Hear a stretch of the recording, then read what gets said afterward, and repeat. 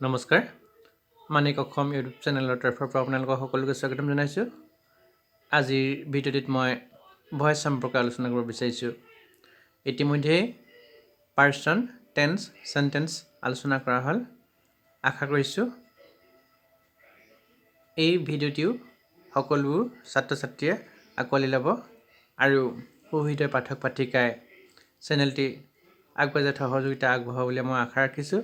ছাত্ৰ ছাত্ৰীৰ উপযোগী হোৱাকৈ মই ভিডিঅ'বোৰ প্ৰস্তুত কৰোঁতে যদি ভুল ত্ৰুটি ৰৈ যায়, সকলোৱে যাতে সহজভাৱে লৈ সেই ভুল ত্ৰুটিসমূহক আঙুলিয়াই দি সঠিক পথত আগবাঢ়ি যোৱাত সহযোগিতা আগবঢ়াব মই অনুৰোধ জনাইছোঁ আৰু পলম নকৰি ভিডিঅ'টি আৰম্ভ কৰিব বিচাৰিছোঁ। ভইচ অসমীয়াত বাচ্য বুলি কোৱা হয়। যেনেকৈ অসমীয়াত বাচ্য দুই প্ৰকাৰ, কৰ্মবাচ্য আৰু কৰ্তৃবাচ্য, ঠিক তেনেকৈ ইংৰাজীতো ভইচ দুই প্ৰকাৰৰ আছে, এক্টিভ ভইচ আৰু পেছিভ ভইচ। এতিয়া প্ৰথমতে ভইচনো কি তাক আলোচনা কৰিব বিচাৰিছোঁ। ভইচ অৰ্থাৎ অসমীয়াত বাচ্য একে অৰ্থ প্ৰকাশ কৰিবৰ কাৰণে চেণ্টেন্স বা বাক্যই দুটা সুকীয়া ফৰ্ম বা ৰূপ লয়। ইয়াকে ইংৰাজীত ভইচ আৰু অসমীয়াত বাচ্য বুলি কোৱা হয়। যে একেটা অৰ্থ প্ৰকাশ কৰিবৰ কাৰণেই বাক্যবোৰে দুটা ৰূপ লয়। সেই ৰূপবোৰকেই ইংৰাজীত ভইচ বুলি কোৱা হয়। যেনেকৈ আমি বাক্য এটা কওঁতে এক ধৰণে ক'লোঁ, একেটাই অৰ্থ প্ৰকাশ কৰিবৰ কাৰণে আকৌ বেলেগ ধৰণে তাক প্ৰকাশ কৰিব পাৰোঁ। অৰ্থাৎ এনেকুৱা ৰূপসমূহেই হৈছে ভইচ। অসমীয়াত বাচ্য আৰু ইংৰাজীত ভইচ। এতিয়া ভইচৰ অংশ কেইটা থাকে, কেনেকুৱা ধৰণৰ হ'ব পাৰে আৰু এই ভইচ কেনেকৈ সলনি হয় তাকে আলোচনা কৰিম। প্ৰথমতে মই আলোচনা কৰিম voice of simple present tense, অৰ্থাৎ চিম্পল প্ৰেজেণ্ট টেন্সত থকা ভইচবোৰ কেনেকৈ সলনি কৰিব পাৰি সেই সম্পৰ্কে প্ৰথমতে আলোচনা কৰি লওঁ।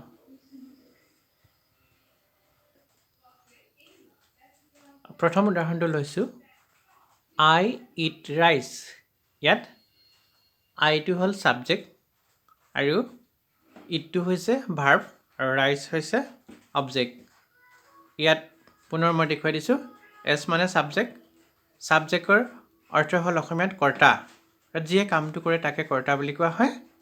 ভাৰ্ব, ভিটোৱে ভাৰ্ব বুজাইছে। ভাৰ্ব মানে ক্ৰিয়া, ক্ৰিয়া মানে কাম। অৰ্থাৎ কোনটো শব্দই কাম কৰা বুজায় সেই কথাটো মন কৰিব লাগিব। অ হৈছে অবজেক্ট, অবজেক্ট মানে কৰ্ম। অৰ্থাৎ কৰ্তা, ক্ৰিয়া, কৰ্ম এইখিনি তোমালোকক ভাঙি পাতি দেখুৱাই দিছোঁ, ভালদৰে মন কৰিবা। আৰু প্ৰথম বাক্যটো চিম্পল প্ৰেজেণ্ট টেন্সত আছে, সেই কথাটো তোমালোকে ক'ত ধৰা পেলাব পাৰিবা। ইয়াত চোৱা, প্ৰথমতে ছাবজেক্ট আছে আই, তাৰপিছত ইট, ইট, V1, অৰ্থাৎ ইট এট, ইটেন এনেকৈ আছে। গতিকে ইট শব্দটো V1 অৰ্থাৎ ভাৰ্বৰ প্ৰথমটো ৰূপ প্ৰেজেণ্ট ফৰ্ম। আই ইট মই খাওঁ, ৰাইচ ভাত, অৰ্থাৎ মই ভাত খাওঁ। অসমীয়াত আই ইট ৰাইচ মই ভাত খাওঁ হ'ল। ইয়াত আইটো ছাবজেক্ট, অৰ্থাৎ ভাত খোৱা কাম কোনে কৰে? মই কৰোঁ। অৰ্থাৎ মইটো হৈছে ইয়াত কৰ্তা। ইটটোৱে হৈছে খোৱা কাম। এইটো ইংৰাজীত ভাৰ্ব বুলি কোৱা হয় আৰু ইয়াত খোৱাটোহে কাম, ভাতটো কাম নহয়। গতিকে খোৱাটোহে কাম। ইয়াত ইটটোৱে হৈছে ভাৰ্ব আৰু ৰাইচ কি খাওঁ? ভাত খাওঁ। এইটোকে ইংৰাজীত অবজেক্ট বুলি কোৱা হয় আৰু অসমীয়াত কৰ্ম বুলি কোৱা হয়। গতিকে আশা কৰিছোঁ সকলোৱে বুজি পাইছা। আমি ইয়াক সলনি কৰোঁতে কেনেধৰণে সলনি কৰিম সেই কথাটো প্ৰথমতে মন কৰোঁ। প্ৰথমতে ইয়াত আই আছে, অৰ্থাৎ ছাবজেক্টটো আই। আইটো কোনে কাম কৰিছে? আই, মই কৰিছোঁ। গতিকে ইয়াত আইটো সক্ৰিয় হৈ আছে, মই কৰিছোঁ কামটো। কি কাম কৰিছোঁ? ইট খোৱা কাম কৰিছোঁ। কি খাইছোঁ? ভাত খাইছোঁ। গতিকে ইয়াত কৰ্তা সক্ৰিয় হৈ আছে। গতিকে এই বাক্যটো এক্টিভ ভইচ বুলি কোৱা হয়। য'ত কৰ্তা সক্ৰিয় হৈ থাকিব, প্ৰথমে থাকিব, তেনেকুৱা বাক্যবোৰেই হৈছে ইংৰাজীত এক্টিভ ভইচ। আৰু য'ত কৰ্মই তাৰ স্থান সলনি কৰিব আৰু কৰ্তাৰ ঠাইত বহি বহি তেনেকুৱা বাক্যবোৰ হৈছে পেচিভ ভইচ। গতিকে পেচিভ ভইচনো কেনেকুৱা মই পুনৰবাৰ তোমালোকক দেখুৱাবলৈ বিচাৰিছোঁ, সকলোৱে মন দিবা হওক। আমি এতিয়া এক্টিভ ভইচটো পেচিভ ভইচলৈ সলনি কৰিছোঁ। পেচিভ ভইচলৈ সলনি কৰোঁতে এক্টিভ ভইচৰ অবজেক্টটো পেচিভ ভইচত ছাবজেক্টৰ ঠাইলৈ আহি যায় আৰু এক্টিভ ভইচৰ ছাবজেক্টটো পেচিভ ভইচত অবজেক্টৰ ঠাইলৈ যায়গৈ। এইটো কথা তোমালোকে সদায় মনত ৰাখিবা, মই আঁচটানি দেখুৱাই দিম। আৰু এটা কথা কৈছোঁ, ইয়াত প্ৰথমতে কোনটো টেন্সত আছে সেই কথাটো মনত ৰাখিব লাগিব। আই ইট ৰাইচ, মই ভাত খাওঁ। এতিয়া ৰাইচ শব্দটো থাৰ্ড পাৰ্চন ছিংগুলাৰ নাম্বাৰ হৈ আছে, গতিকে পেচিভ ভইচ কওঁতে ৰাইচ অবজেক্টটো ছাবজেক্টৰ ঠাইত বহিলে ৰাইচ, গতিকে থাৰ্ড পাৰ্চন ছিংগুলাৰ নাম্বাৰ কাৰণে ইয়াত ইজ আহিছে, বিভাৰ্ব ইজ আহিছে, ৰাইচ ইজ। তাৰপিছত ইটৰ past participle form eat, ate, eaten. Rice is eaten, ভাত খোৱা হয়, বাই মি, মোৰ দ্বাৰা, অৰ্থাৎ মোৰ দ্বাৰা ভাত খোৱা হয়। মই কৈছিলোঁ আগতে যে একেটা অৰ্থ প্ৰকাশ কৰিবৰ কাৰণে এটা বাক্যই বেলেগ বেলেগ ৰূপ গ্ৰহণ কৰে, অৰ্থাৎ দুই ধৰণে ৰূপ গ্ৰহণ কৰে আৰু সেই কথাখিনিকেই ইংৰাজীত ভইচ বুলি কোৱা হয়, অসমীয়াত বাচ্য বুলি কোৱা হয়। এতিয়া প্ৰথম বাক্যটোত আছিলে আই ইট ৰাইচ, ভাত কোনে খায়, মই খাওঁ, অৰ্থাৎ মই সক্ৰিয় হৈ আছোঁ, অৰ্থাৎ কৰ্তা সক্ৰিয় হৈ আছোঁ।